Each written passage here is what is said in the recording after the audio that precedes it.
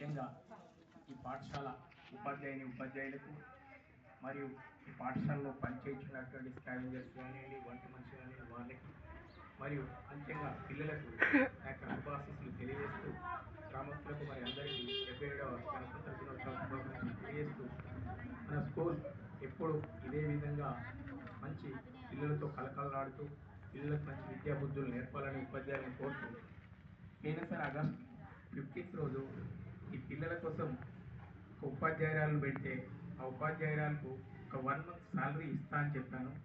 అట్టి శాలరీ ఇప్పుడు ఇవ్వడం జరుగుతుంది. అలాగే నెక్స్ట్ టైం పిల్లలందరికీ ప్రతి ఒక్కరికి సబ్జెక్ట్ ఒక నోట్బుక్ చొప్పున 5 నోట్బుక్స్ వచ్చే విద్యా సంవత్సరానికి సమకూర్చాలని హామీస్తూ ఈ అవకాశం ఇచ్చిన ప్రధాన ఉపాధ్యాయులకు నా యొక్క ధన్యవాదాలు తెలుపుతూ ముగిస్తూ థ్యాంక్ యూ వెరీ మచ్. ఎప్పటికీ సాలరీ ఎంత ఇస్తున్నారో తెలియదు, కానీ నేను మాత్రం 5000 రూపీస్ ఇవ్వడానికి వచ్చిన. ఒకవేళ ఎక్కువ అయినట్టు నాకు చెప్పాలని కోరుతున్నాను. అదే మన తల్లిదండ్రులకు కూడా నేను విజ్ఞప్తి చేస్తున్నా ఏంటంటే ఇక ముందు కూడా మన గ్రామం నుంచి అందరు పిల్లల తల్లిదండ్రులు ఇక్కడికి పంపించాలని కోరుతున్నాను.